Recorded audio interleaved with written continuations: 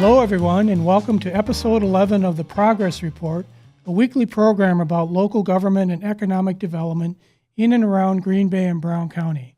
I'm your host, Bill Meindl. A big thank you to Political Radar for creating, sponsoring, and producing this new show. It was many years in discussion and planning. Then in 2016, a series of groundbreakings began. First, a 5-story, 144-room, four-diamond hotel named Lodge Kohler. Then, Hinterland Restaurant and Brewery. Then, a Bellin Health, Sports, Medicine, and Orthopedics Clinic. Then, a 10-acre year-round public park with a snow tubing hill, ice skating, a regulation football field, playground space, a bistro, and an indoor event area. And there's more to come, notably Titletown Tech, an innovation and technology center co-sponsored by Microsoft and the Green Bay Packers to boost economic development in the region. Also coming is what looks to be townhouses and more. Of course, I'm talking about Tittletown, the Green Bay Packers' ambitious 45-acre commercial development just west of Lambeau Field in Ashwaubenon. It's got Green Bay buzzing. When all is said and done, Titletown will be a major upgrade of property once home to a discount retail chain and other smaller enterprises, and provide additional revenue for the Packer operations. Here today to talk about Titletown is Aaron Popkey, the Green Bay Packers Director of Public Affairs. Welcome, Aaron, to the Progress Report. Bill, it's a pleasure to be here. Thanks for the opportunity. Glad you're here. First off, congratulations on Titletown, a big boost for economic development in the Green Bay area. Thank you. We are really excited in what it's become and what it will be. A lot of potential, obviously, and development yet to come. But it's, as you know from covering these things over the years, you start with an idea, then you get some diagrams, then you get renderings, and to see it come to life, shovels in the ground, and then a finished building, a finished park. It's a lot of fun. Very fulfilling for the organization. From conception to groundbreaking, how many years was it in the making? Well, it depends on how you want to define conception in this case, but it goes back 10 plus years. No kidding. We have had ideas for development around Lambeau Field for many years. It really goes back to when Lambeau Field got redeveloped. That project, which was announced in 2000, and then we were able to complete it for the 2003 season. But we just saw a tremendous uptick in the amount of visitors. We went from a 10-date-a-year venue for the public into a year-round venue with a Hall of Fame and stadium tours, a restaurant, retail.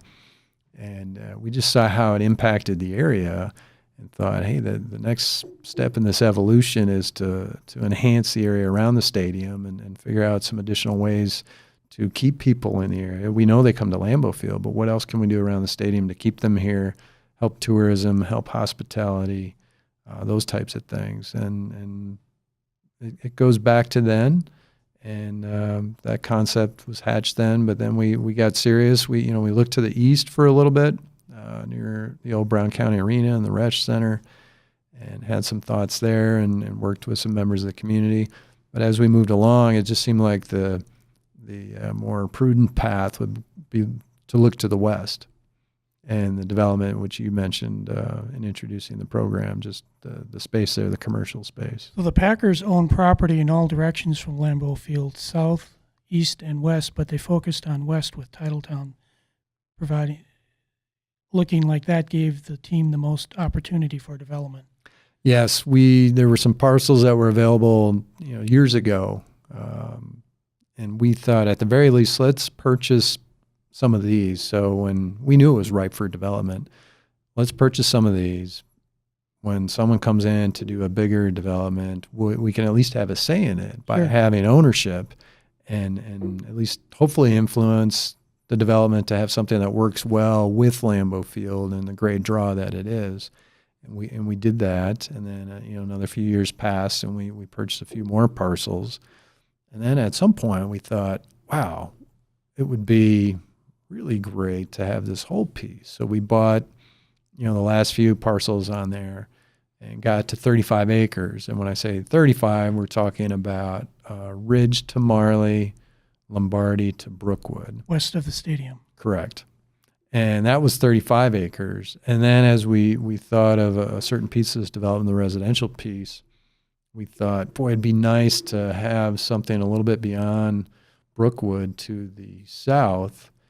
And we can develop, as we develop that residential piece, can we do something that helps transition into Titletown with additional housing? So we bought a number of duplexes on the south side of Brookwood, and that got us up to where we are today at about 45 acres. So that's the space we're talking about now, size-wise. So it's been an idea that started long ago, and we commissioned a study with a professor at the University of Michigan, Mark Rosentraub, and his team to take a look at the area economically. What is our situation right now? What is it in the near and long-term future?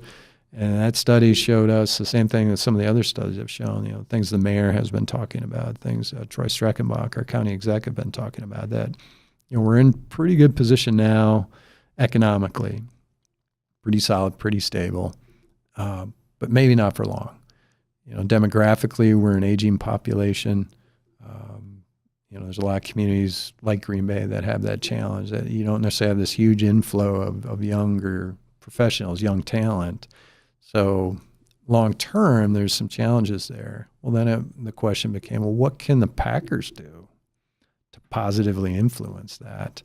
And what we determined was we are in a very unique position to create a development that leverages the interest in the Packers in Lambeau Field, and let's create a sense of place, which is really the hot development now. You see all these developments, even around Green Bay with downtown and Howard and De Pere. All our communities have some new exciting developments that are creating, if it's a mini neighborhood, but everyone wants to create a unique sense of place that focuses on an element of that particular area. And what we have at Lambeau Field is obviously Lambeau Field.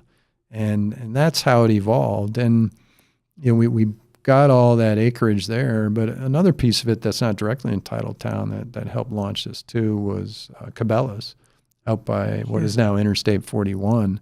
Really from 41 to Ashland, that whole corridor is pretty ripe for development. Right. And we were able to work with Cabela's to have them build a store. We have a lease arrangement with them. We own the land. They built the store, and that store is performing. They've got 50-plus stores around the country. This store has been consistently in the top 10. Oh, terrific. And even in the top 5 some years since it opened up. So we're excited about that. Titletown evolved, and things are in a good position. The first components of Titletown opened in 2017. How's the district doing so far? Doing very well. We're coming up on a year with the tenants that had first opened up, Hinterland, Lodge Kohler, and then Hinterland opened up last spring, so they're coming up on a year, and Lodge Kohler and Bellin opened up closer to summer in July. Mm-hmm. But by all accounts, things are going really well. Hinterland, who Bill and Michelle Tressler, they're Green Bay natives and built up a great brand with the great spot here downtown. And he was bursting at the seams. And for us, it was kind of a natural to think of what could be built there from a restaurant and brewery. So that's worked out really well, and that will continue to evolve and grow. And Lodge Kohler, the area needed a Four Diamond property. We haven't had one. And Kohler's certainly known as a top-notch brand with hospitality in their hotel and certainly their destination resort that they have. And we've been partners with Kohler in a few different ways over the years. And in fact, I have a member of the Kohler family, David Kohler, on our board. So we have a great relationship with the Kohlers, and we approached them and said, hey, we've got this vision, we've got this idea, we'd love to have you hear about it. So Herb Kohler came up and came to a training camp practice this few years ago now, and he's had a suite at Lambeau Field for years. So a big Packers fan, certainly not unfamiliar with what we had going on. But as we spoke of what Titletown will be, we were able to convince him that it'd be great to have a Kohler property there and a Ford Diamond, and plans commenced from there, and that's gone really well.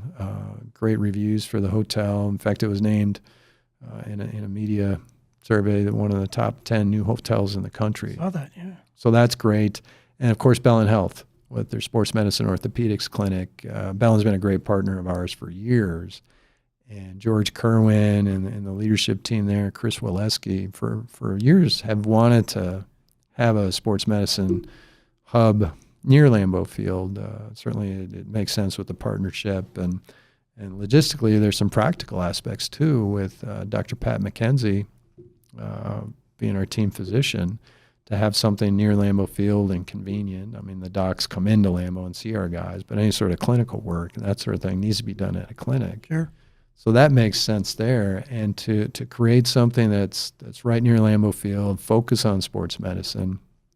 You've got professional athletes, our athletes, and since they've opened with another preeminent physician, Dr. Robert Anderson, who's a foot and ankle specialist, a native of the state, did his training with Pat McKenzie in medical school and residency, has been a team doctor out east for the Carolina Panthers, and really a foremost expert in that type of specific orthopedics. People go to him all the time. Now we've got these world-class athletes come to Green Bay to see Dr. Anderson, and it's right there.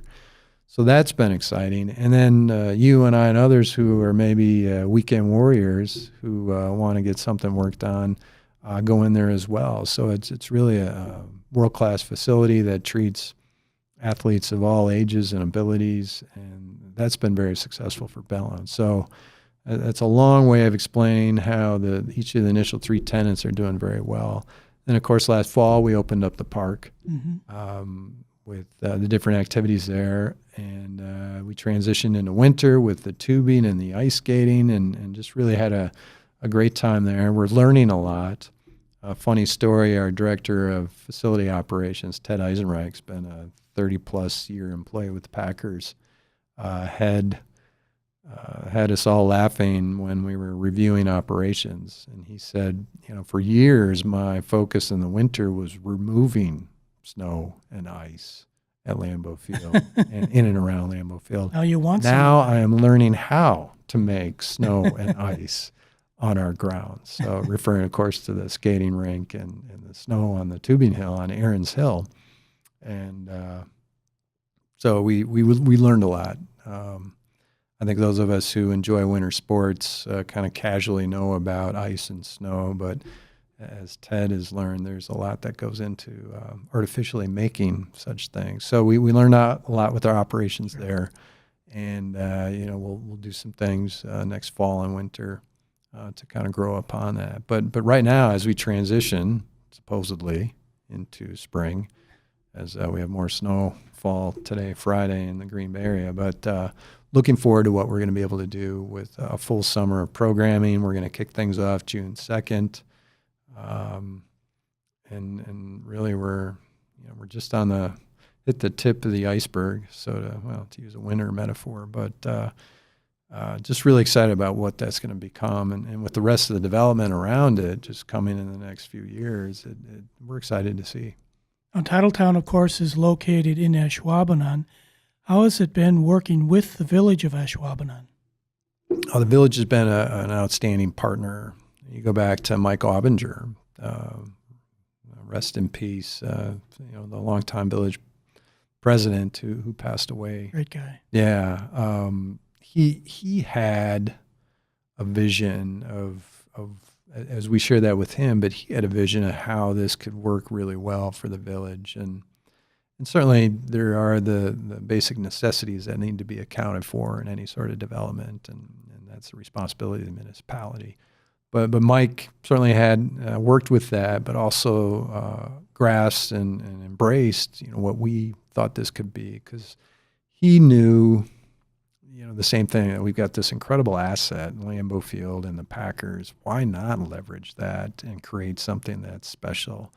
We don't want to compete with all the progressive growth that the area is seeing. What can we do to complement? And there's only one Lambeau Field. So what can we do to make that be a destination? But also, he knew that was going to help influence other development in the village, and we've seen that. Sure. And, as we've opened up, we've heard from the village, and we've heard from the city, we've heard from others. Like, hey, I like what's going on there. We know that's going to boost things in that area. I am going to do some development nearby that we think is going to reap some benefits. So Mike early on had that and established a great working relationship. And really everyone at the village, Allison and Aaron Schutte now in development, but the entire village board has been great to work with, the various committees that they serve on, and now Mary Kardowski, the new village president, and taking over for Mike has been fantastic. She's got enthusiasm.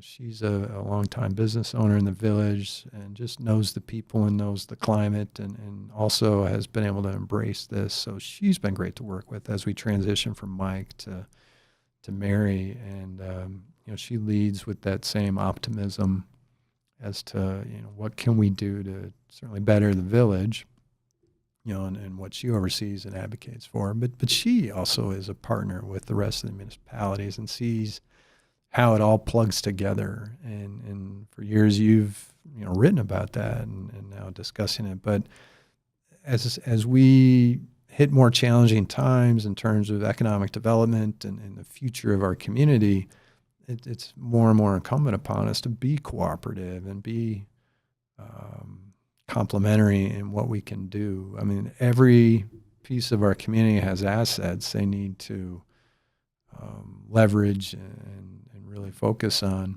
to collectively move us forward. Sure. As we compete with other communities, certainly around the state, but around the Midwest and around the country.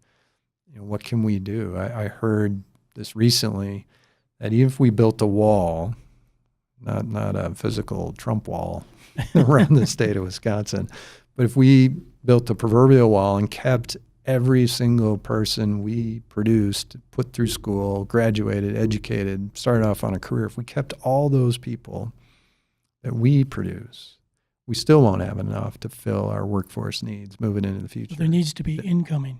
Correct. So what can Greater Green Bay do to bring those people in? So the Packers are taking a very active view in what can we do with Lambeau and the interest in the G. I like to say leverage the G, the Packers G.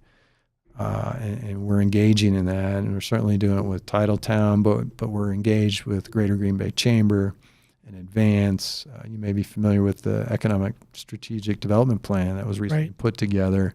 We supported that with our time and effort, but also certainly financially. We have put money into that and have committed future dollars to carry out that plan. So it's something that is exciting. We've got leadership from elected officials, from government officials who have expertise in this area, and other corporate partners in the area that are behind this. Some of our biggest corporations in the area and some of our most creative people, entrepreneurs that are going to lead this next wave of business development and employment, those types of things. Is it absolutely positively necessary for the Packers to have initiatives like Titletown to survive financially in today's NFL? Yes. In a word. Absolutely. And the reason for that is, the Packers are an anomaly, which all of us here know pretty well to varying extents.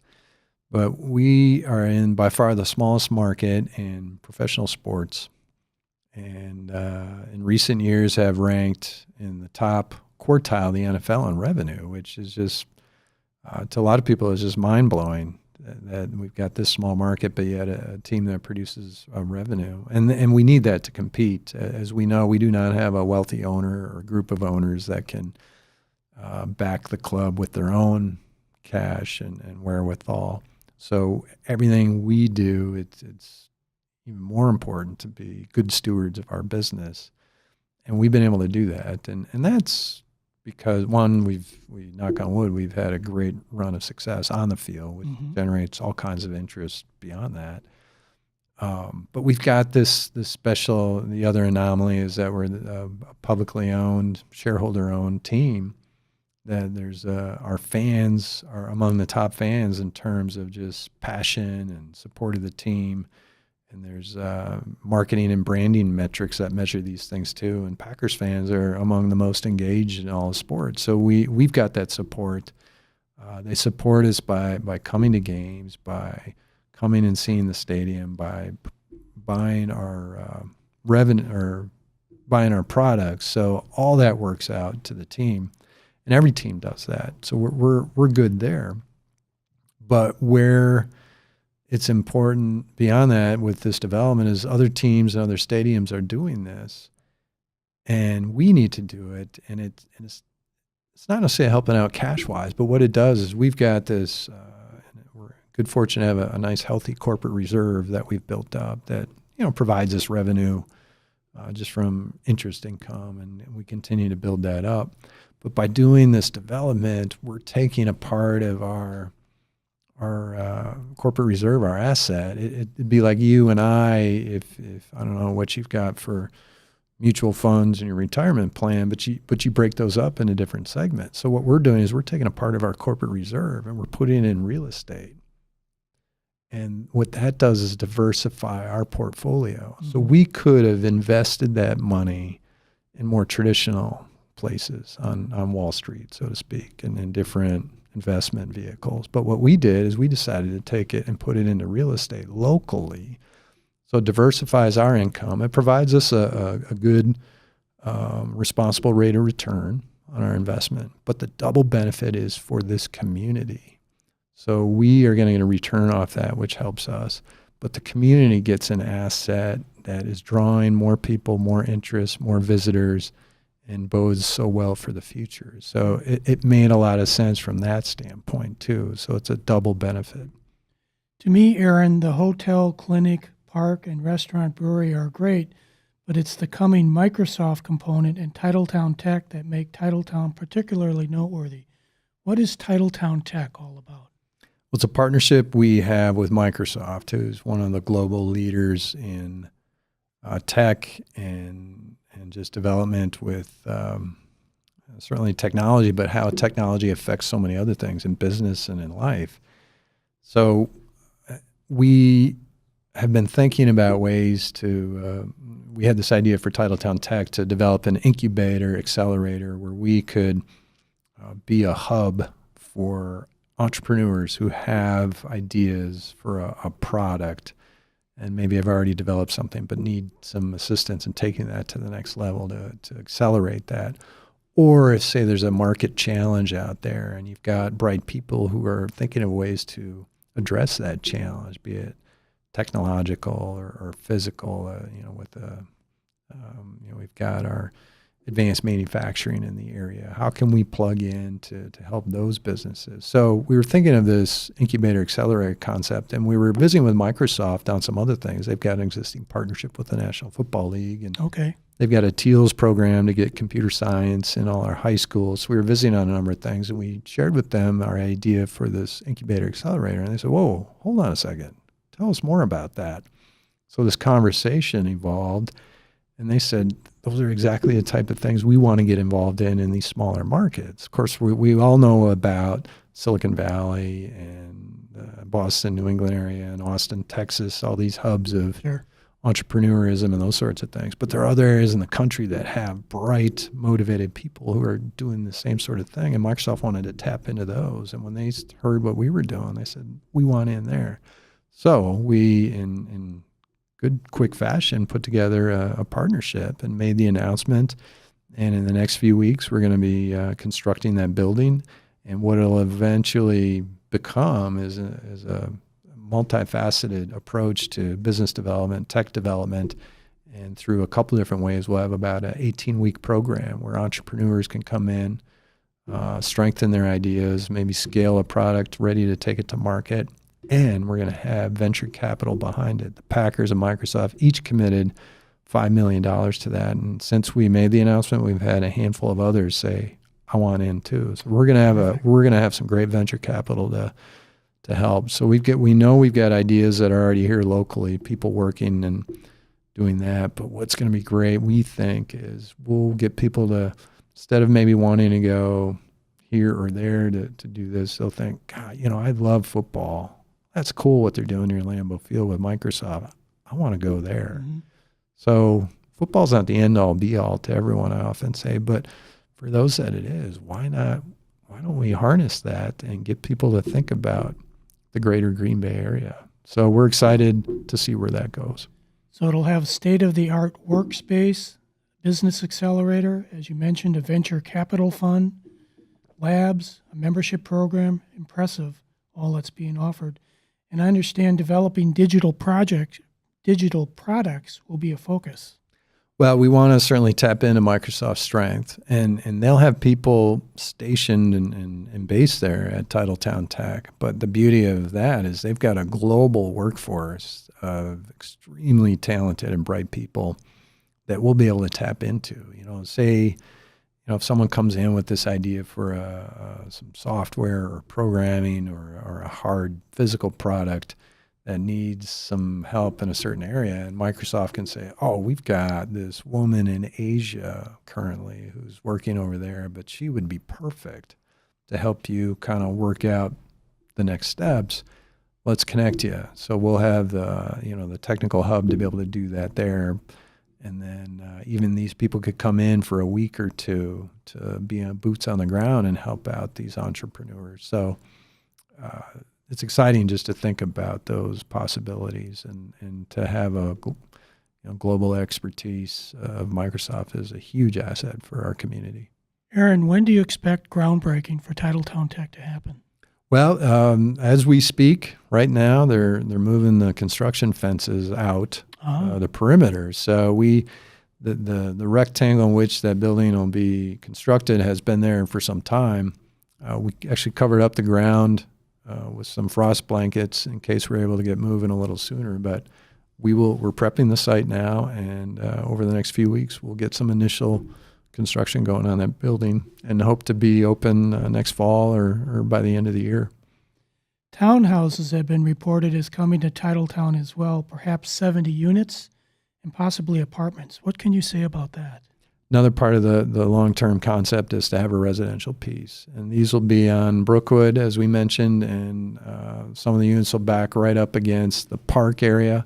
So we're excited about that. We've been meeting recently with the developer who's going to partner with us on that. We're not in a position to announce details yet, but a residential component. Yeah, in the next few, we are now developing the actual concepts. We've had some renderings that are very general, but now we're starting to dive into what will these be. The 2-unit, 3-unit. What will the square footage be? What will the finishes be? And price points. We know we'll have some in various levels, and with across the street on Brookwood, we now have that opportunity to have something that nicely transitions into the neighborhood too. So very exciting. Just literally within the last week, I've really made some progress there. So probably some announcements the next month or two on that one. We've been talking west of Lambeau Field, but east of Lambeau Field, outside of Titletown, exciting things are happening as well. The Packers have opened their new Johnsonville Tailgate Village, and Brown County is planning a new $93 million expo center to replace the Brown County Arena. It's been, anytime we have some development in and around Lambeau Field, it's exciting, but the Johnsonville Tailgate Village was something that replaced some seasonal tents that we erect each year. Right. And as years passed and using those, they were utilized more and more on game day, and we found that people would even stick around who did not have tickets to the game, but they wanted to be on site and just have that special excitement you can only feel being at Lambeau Field. And then we had requests to use them for events too.